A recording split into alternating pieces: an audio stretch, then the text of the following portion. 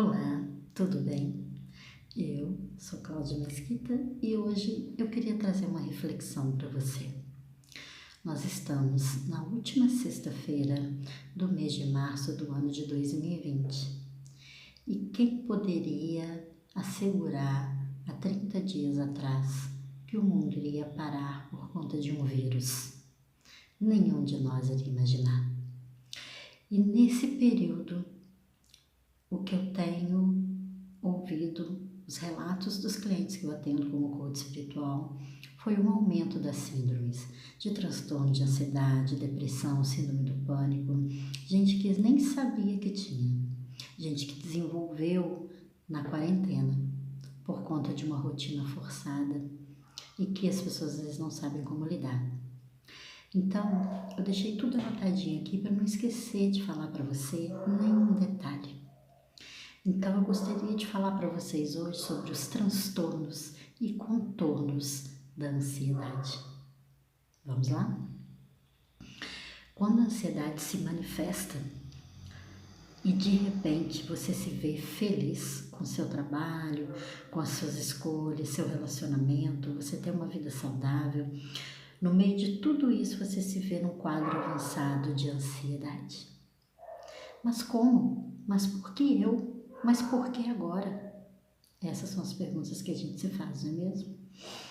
Essas foram as perguntas iniciais que eu me fiz. Sim, eu me fiz. Mas o que eu queria saber mesmo era como superar as crises de ansiedade e os ataques de pânico que passaram a acontecer na minha vida. Sim. Eu sou Cláudia Mesquita, tenho 49 anos, um filho de 26 anos, sou divorciada, solteira, melhor dizendo. Hoje sou coach espiritual, terapeuta holística, palestrante, motivacional, pertenço ao núcleo de combate à violência contra a mulher, entre outras coisas, né? E eu estudo despertar da espiritualidade há mais de 12 anos, né? Para a gestão das minhas próprias emoções, né? E agora para ajudar e auxiliar outras pessoas também, né? Diante desses desafios, eu entendi não só os caminhos para o tratamento e para o alívio, como também o poder do colo, o poder do diálogo e da vulnerabilidade em qualquer processo de cura. E este compartilhamento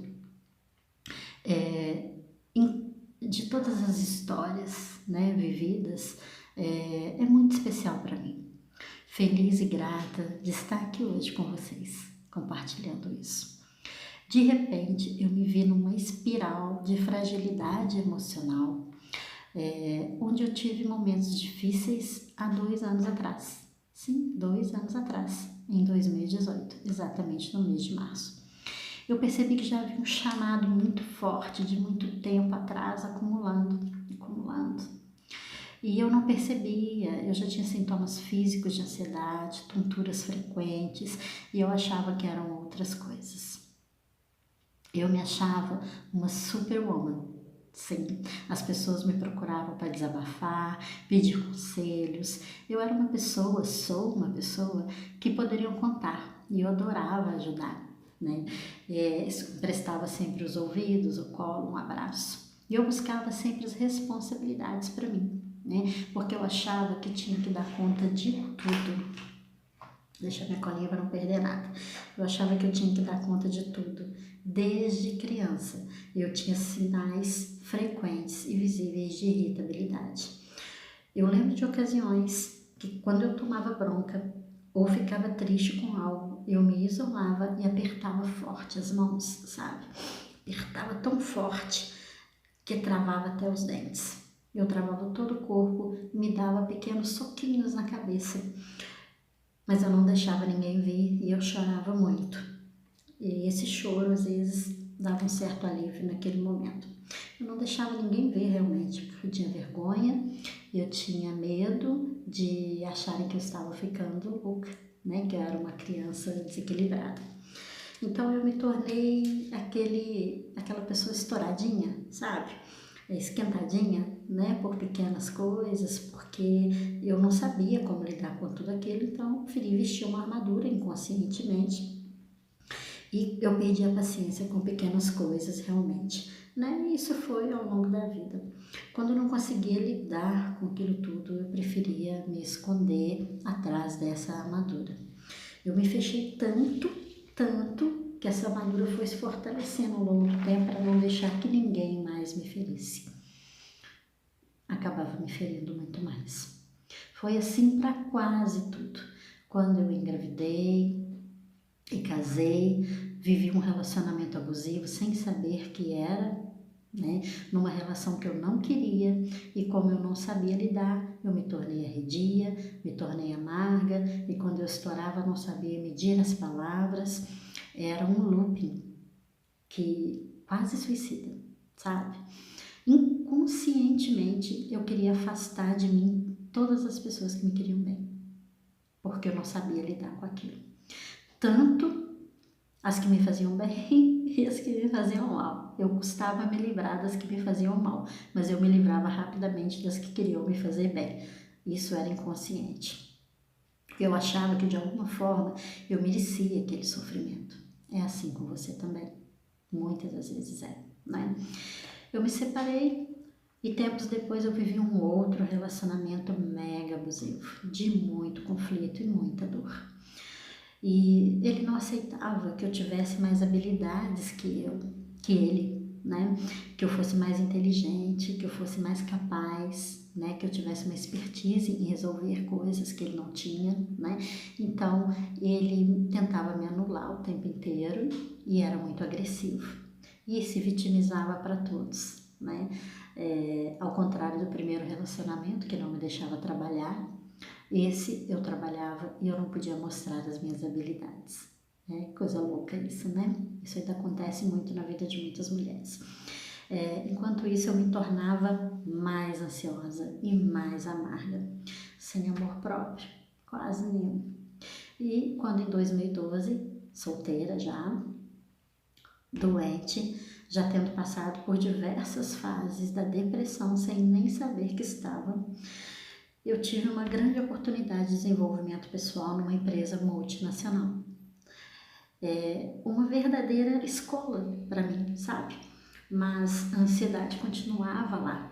Eu pude aprender o desenvolvimento pessoal de uma forma muito bacana com grandes líderes, pessoas que também superaram, sabe, diversas situações, que passaram por diversas situações dolorosas, tanto de vida, quanto de saúde, quanto de relacionamentos, um todo, e eu aprendia como me melhorar a cada dia, me desenvolver, né, com essas pessoas. Toda vez que eu ia palestrar em público, eu tinha a sensação que eu ia infartar. Eu me sentia capaz, mas eu tinha um medo muito grande da desaprovação das pessoas. Me dava tanta taquicardia, sabe, que eu quase perdia o fôlego na hora de falar. Eu falava ofegante e queria que aquilo terminasse logo. Então vieram outros desafios. Aprender a me controlar para desenvolver outras pessoas. Sim, porque tinha uma equipe que eu liderava, né? E eu precisava aprender mais, saber lidar com aquilo. Eu consegui até um certo ponto, porque a grande vilã estava sempre comigo. E quando me diziam para fazer terapia, eu entrava num estado de negação, né? E a ansiedade aumentava cada vez mais. Até que em 2015, meu filho, único e parceiro de tudo nessa vida, né, resolve criar asas e morar em outra cidade. Eu sabia que seria bom para ele, só não sabia que seria a fase mais solitária da minha vida. De repouso por conta de uma cirurgia, na ocasião, o meu sentimento era de solidão e isso me corroía demais. Eu não vi ninguém, amigos de verdade, mesmo que eles estivessem lá. O medo de não corresponder às expectativas dos outros era tão grande que me paralisava.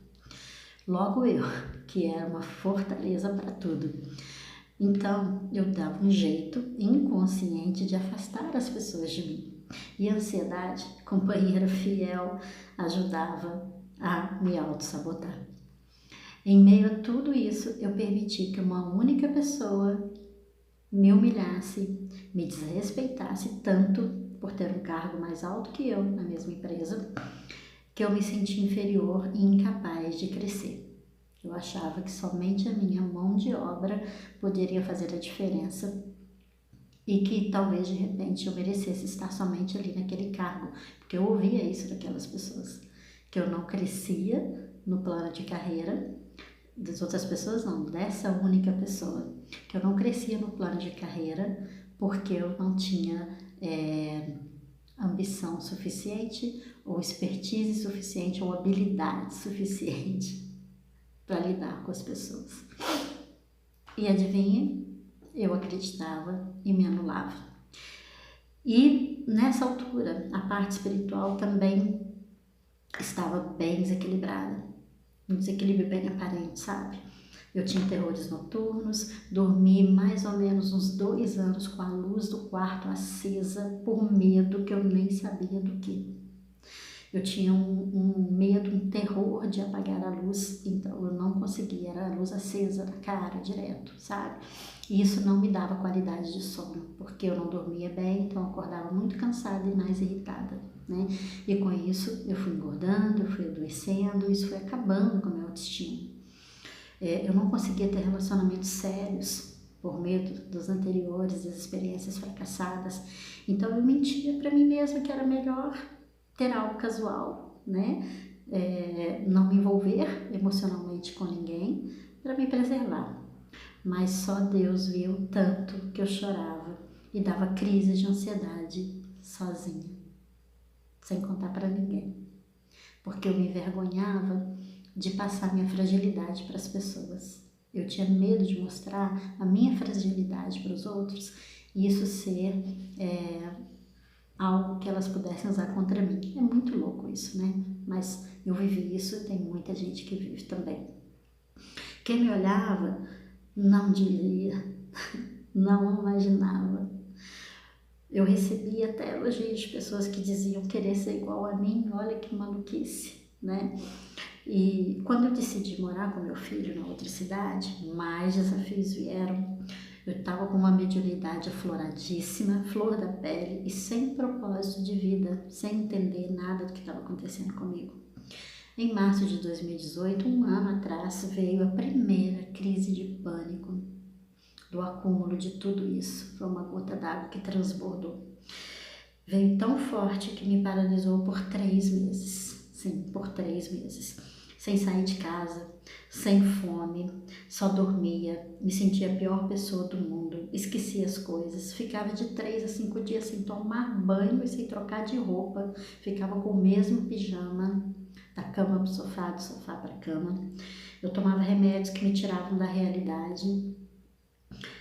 O psicológico só piorou, né? Na minha visão de momento, porque eu não queria remexer no passado, fazer terapia era pior mexer naquele baú do passado. Me fazia mais mal, sabe? Meu filho não sabia lidar comigo, teve que estudar esses sintomas para saber como lidar e por que eu estava passando por aquilo, por que eu estava agindo daquela forma. Eu me tornei extremamente nervosa, explodi à toa até comigo mesma, mais comigo mesma. Eu sentia fortes dores por todo o corpo. Nada aliviava, nenhum remédio. Até que de repente passou. Foi como se eu tivesse tido um longo pesadelo. Foi onde, cuidando da parte espiritual, descobri as terapias holísticas, né? Eu que desde 2008 vim estudando o despertar da espiritualidade, intensifiquei os estudos e consegui ajudar outras pessoas. Eu deixei de pensar na minha própria dor para ajudar as pessoas a aliviarem as dores delas. Um ano depois, no mesmo mês, março de 2019, veio outra recaída da síndrome do pânico, mais intensa, e parecia que eu ia enlouquecer. E aqui eu quero fazer um parênteses, porque eu descobri nódulos na tireoide e isso me deixou maluca, com medo de ser algo mais grave. Mas aí a ideia de ser um tumor foi punk, sabe? E aí eu descobri que era benigno e que eu teria que ficar me tratando. Mas O que eu não tinha percebido é que isso estava ligado também às minhas emoções, o desequilíbrio espiritual, a falta de gestão dessas emoções, né? Eu não saber lidar com tudo isso. Eu era muito boa em ajudar as outras pessoas a lidarem com suas emoções, a encontrarem o seu caminho, o seu propósito, a missão de vida, e nisso eu esquecia do meu próprio, né? Mas eu já conhecia o meu monstro e eu descobri que ele também tinha fraquezas, né? E aprendi a enfrentá-lo, olho no olho, sabe? Aquela coisa de tomar responsabilidade para si e pensar, isso não vai me dominar, isso não pode me paralisar mais. Hoje, março do ano de 2020, eu me lembrei desses episódios e de longe eu senti um sinal de recaída querendo chegar. Mas ela não me domina mais, sabe? Que quem tem transtorno de ansiedade, depressão, síndrome do pânico ou alguma coisa ligada a isso, às vezes nem transparece. Por muitas vezes o meu sorriso estava lá no rosto, sabe? E por dentro eu estava em escombros. Só que hoje essa situação é inversa, tá? Eu descobri que eu não preciso revirar baú nenhum, nem ficar tentando achar os culpados de tudo que eu passei, de todos os transtornos, nem tentar ficar descobrindo a causa, o motivo aparente, ou pessoas que me feriram, me magoaram, para poder justificar o que eu estou passando. Ou o que eu já passei, porque a fênix que mora dentro de mim me ensina todos os dias que eu não preciso renascer das cinzas, e sim renascer do amor, do meu amor próprio. Entende? É muito doido isso, mas é a conclusão que eu consegui chegar. E eu não preciso, o que eu cheguei à conclusão, o que eu quero passar para vocês?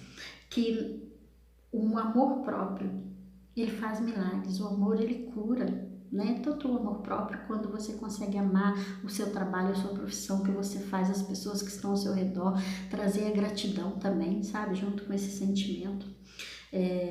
E saber que a gente não está sozinho, sabe? Que a gente tem com quem contar, sim.